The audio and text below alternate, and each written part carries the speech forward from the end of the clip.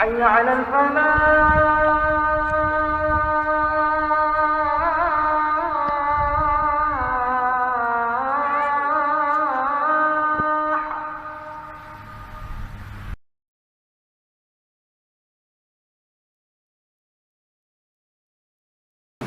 بسم الله الرحمن الرحيم نحمده ونصلي على رسول الكريم والصلاة والسلام على سيد المرسلين وعلى آله وصحبه أجمعين ومن تبعهم بإحسان إلى يوم الدين. أما بعد، أعوذ بالله من الشيطان الرجيم. بسم الله الرحمن الرحيم. يا أيها الذين آمنوا كتب عليكم الصيام كما كتب على الذين من قبلكم لعلكم تتقون. قال النبي صلى الله عليه وسلم: إذا دخل شهر رمضان فتحت أبواب السماء. صدق الله وصدق الرسول ونحن على ذلك من الشاهدين والشاكرين والحمد لله رب العالمين. The respected brothers and elders, sisters in Islam, Assalamu alaikum wa rahmatullahi wa barakatuh.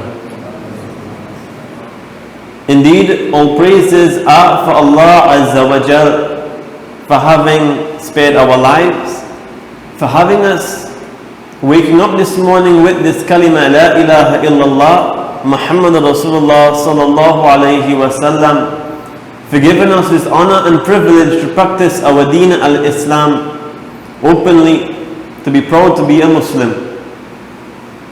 Very soon a great guest shall come, the month of Ramadan. This weekend, or perhaps on the Monday, inshallah, the moon will be sighted and the holy month of Ramadan, it will come. Regarding this month, Allah subhanahu wa ta'ala, He mentioned in the Holy Quran that, O you who believe, this sawm and this fasting has been made fard upon you, just as it has been made fard upon those before you. This order and Amr came to Nabi sallallahu alayhi wa sallam in the second year after Hijrah, after migration. The Siyam and this fasting, what does it mean? By definition, it means to stay away from food and drink and intimacy relations with one's spouse from the break of dawn until after sunset, with an intention to please Allah subhanahu wa ta'ala. That is fasting. Upon whom is this fard upon? Upon all those who are sane, they are mentally competent to understand, they have reached that age of puberty, maturity, baligh.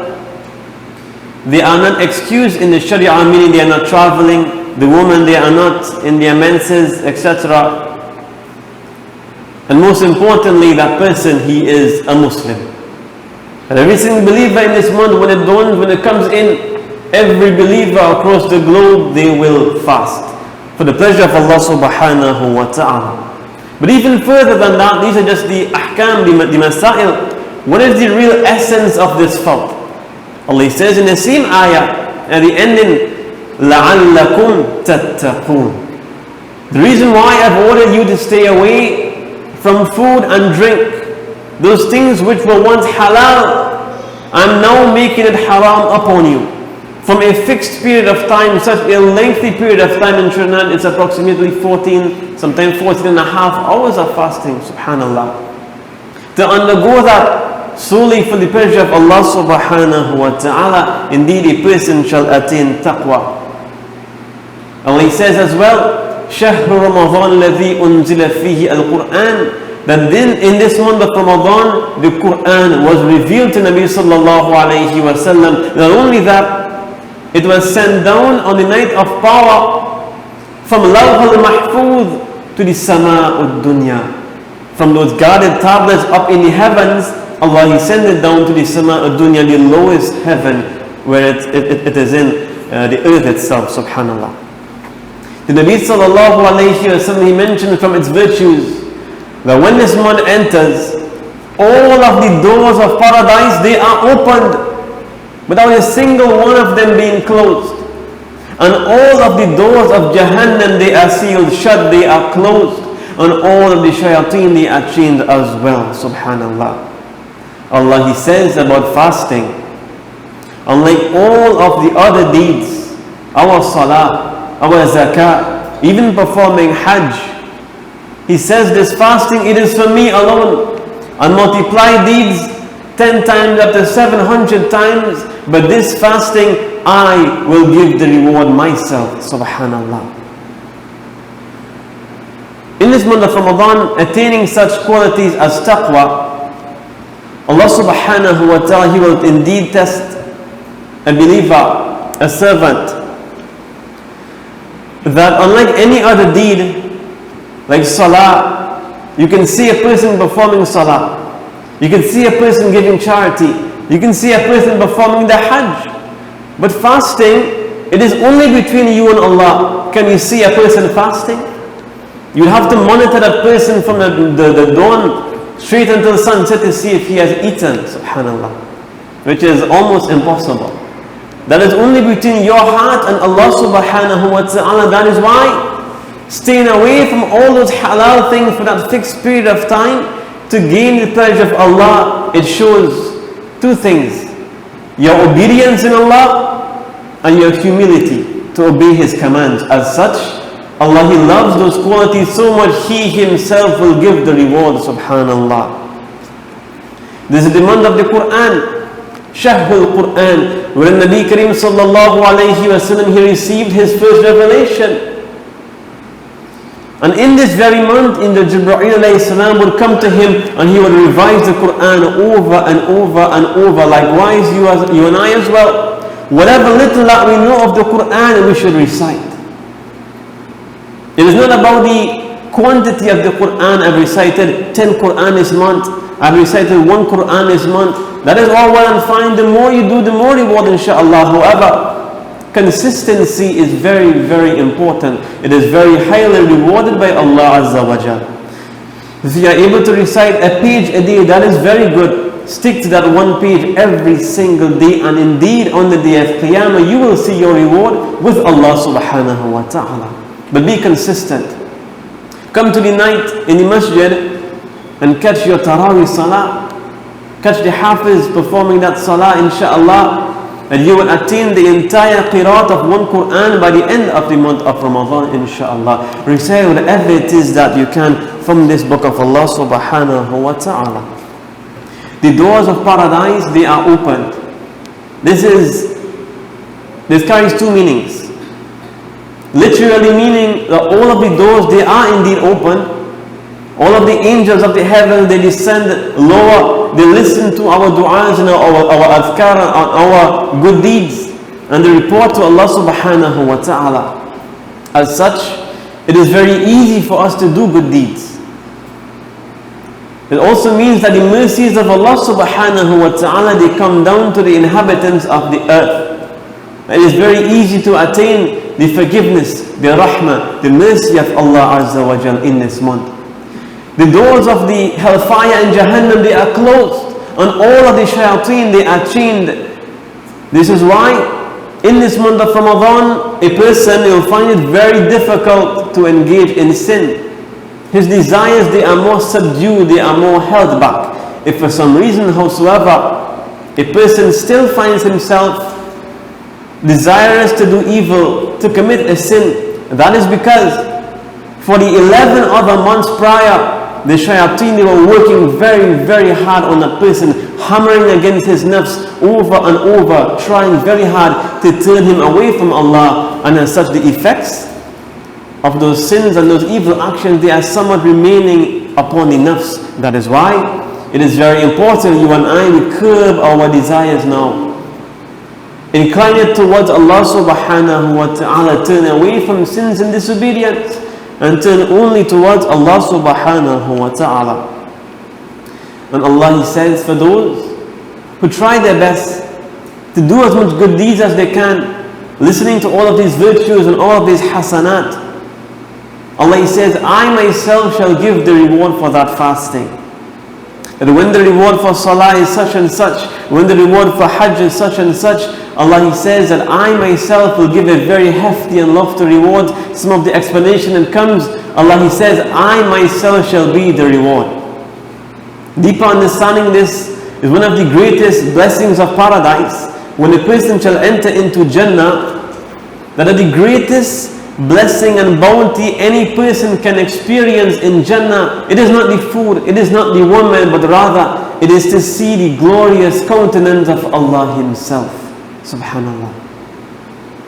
Nabi sallallahu alayhi wa sallam, he says that for paradise in this Jannah there are 8 doors.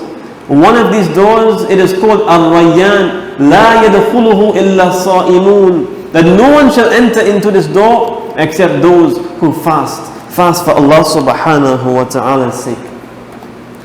This Ramadan, it is so beautiful, it is so special, so much of mercy, so much of forgiveness. Now when the first night it comes, we will see the masjid filled. Brothers fill in the masjid up to capacity, even the sisters, even the children, they will come and they will attend, subhanallah. Now brothers we haven't seen, sisters we haven't seen for the entire year, it is not for us to judge, but because of the mercy of this month and the hidayah and guidance, Allah He invites them towards His masjid. A person was once even in the bar, even at the casinos, even outside doing whatever sins, Allah He knows best. They would now be in the masjid of Allah subhanahu wa ta'ala, to such an extent you would even comment, you would say, like the bar closed. This brother, he's in the mosque now. A sister, she would wear her gown, she would wear her hijab. That prior to the month of Ramadan, she was on the outside, not covering herself properly. It is not for us to judge that only when the month of Ramadan that these people begin to do good deeds. No, this is not a month for yourself only. This is a month for every single sinner, every single believer, every ummati of Nabi sallallahu alayhi wa sallam. It is upon Allah to give that hidayah and Allah to give that guidance, that perhaps in the words of Nabi sallallahu alayhi wa sallam, that a person will enter into this month of Ramadan with mountains of sins, and when he finishes, subhanallah, he would leave as though he is a newborn child, no sin whatsoever. I went to Rasul sallallahu alayhi wa sallam, he was given a khutbah, and he ascended the minbar, and at every step that he took, he said, Ameen. One of these du'as, Angel Jibreel alayhi salam, he himself made the dua, and he said, woe unto that person who the month of Ramadan it comes, he witnesses this entire 29 or 30 days, and he did not seek the forgiveness of Allah, he did not attain that forgiveness from Allah subhanahu wa ta'ala. Woe unto that person. Because in this month of Ramadan, these are multiplied by 10 times, 700 times, even up to 1,000 times, Allahu Alam. It is multiplied so much that your sunnah, it is over 70 times, even like that of a fard, and the fard is multiplied 70 times as well. And in the month of Ramadan, these last 10 odd nights, a person has the opportunity to catch Laylatul Qadr, where Nabi sallallahu alayhi wa sallam mentions that a person who catches this night, insha'Allah, it will be as though he has spent 1,000 months in ibadah, 82 years and 4 months, subhanallah. Such a hefty reward. Some people, they're not even living for such a long period of time. How fortunate are those people who catches this month every single year for years upon years on an end. So for those who can spend their time in i'tikaf this year, or spending nights of the last 10 nights of Ramadan in the masjid, try your best inshallah. Maximize upon your rewards. Maximize upon all of these hasanat, on all of these good rewards from Allah subhanahu wa ta'ala. For if in this very world our bosses, our employers, they were to tell us, if you work for this month that is coming, that will pay you double, even triple, I will pay you 10 times your salary, how much would we work? How much overtime will we put in? How much hours upon hours will we toil and would sweat, because we understand the value. Likewise, you and I, we want to attain a house, we want to attain a car, we want to attain something materialistic in this world. The price tag, it is very, very high. The cost of living, it is very expensive now. We will work very, very hard, and we will save day in and day out. We will make sacrifices in order to attain those things that we want in this world. What about Jannah? How expensive is paradise? When you bricks, it is not red blocks and foundation blocks, no. It is bricks of gold and bricks of silver. What is the cost? How expensive is this place? How much should we exert ourselves? How much do we have to toil in this dunya? Subhanallah. But Allah is so merciful. He has made it very, very easy. Just by reciting Subhanallah, you get an entire tree that is planted for you. Just by performing all of those sunnah rakats from Fajr straight until Isha, a person who does all of his sunnah throughout the day, Allah He guarantees that He will build for him a house in paradise of gold and of silver. You and I, we ought to realize the importance of this deen of Allah subhanahu wa ta'ala. Remember our purpose in this world. Remember our akhirah. Remember our Jannah, insha'Allah. And as this month of Ramadan comes in, we are like its host, and Ramadan is our guest. And he comes with many of his friends. He comes with salah. Salah in the night, tahajjud salah, tarawih salah. All of our sunnah and nawafil, we try our best to treat them as best as we can. Catch all of our salah, if not in the masjid, then try our best to perform all of our nawafil as well, and catch your tarawih in the masjid, insha'Allah.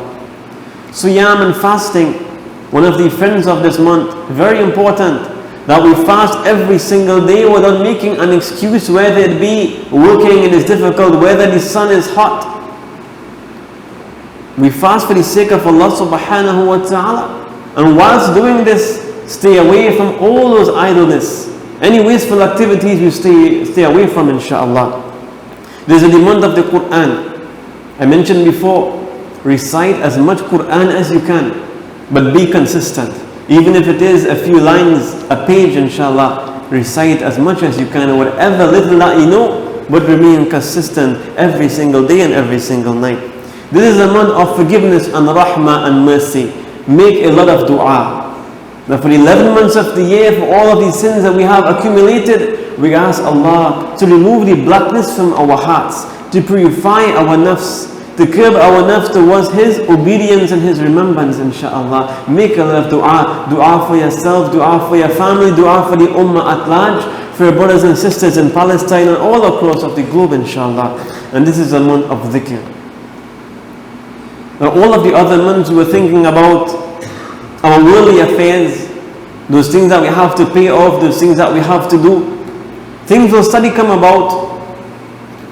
Occupations and different things, they will always come about in our lives. However, in this month of Ramadan, we try our best to focus on Allah and to remember Allah subhanahu wa ta'ala as much as we can. And I close with this last point here, inshallah. When we are fasting and we experience that thirst in our mouth, we experience the pangs of hunger, remember our brothers and our sisters, those little children in Palestine, who by no choice of theirs, they have to stay away from food and drink. They have nothing to eat. They're eating just mere flour, even the leaves of trees and grass, subhanallah. Whatever little water that they have, they are trying to reserve it. Electricity, it is gone. Water, it is gone. Food, it has been taken away from them, subhanallah. Our necessities that we have luxuriously, and we use and we waste and we throw away, subhanallah. Remember those brothers and sisters and children in Palestine who are experiencing this hunger every single day, whether it's Ramadan or whether it is not. On this point as well, let us not find ourselves wasteful in this month, and we try to take that which we can eat out. When we get water to drink, we drink out our waters, insha'Allah. Do our best to please Allah subhanahu wa ta'ala and to follow the sunnahs of Nabi sallallahu alayhi wa sallam. I do hope and pray that Allah azza wa jal, He gives us health to endure this entire month from its beginning until its completion. May Allah allow us to finish this entire month maximizing upon every single day, gaining all of the hasanat and rewards from Him. And let us leave and wake up in the month, in the day of Eid, inshallah, like a newborn baby, having no sin upon our account. Wa akhir da'wana and alhamdulillahi rabbil alameen.